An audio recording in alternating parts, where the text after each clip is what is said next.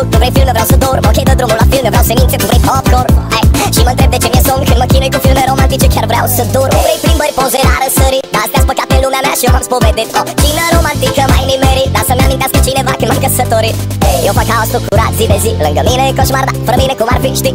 Duma asta poate pare inspirată, dar vocea ta rămâne piesa mea preferată. Știu că nu poți să reziști nici o zi fără mine. Vrei sau nu vrei să recunoști, lângă mine ți-e bine. Nu ești perfect, ai un defect, îți place vocea mea. Știu că nu poți să reziști nici o zi fără mine. Nici o zi fără mine. Nici o zi fără mine. Nici o zi fără mine.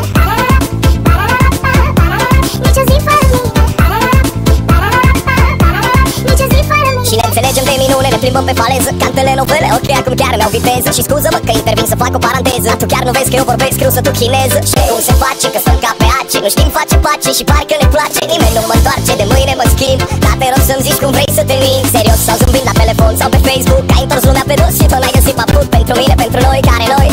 Noi doi, aha, ce?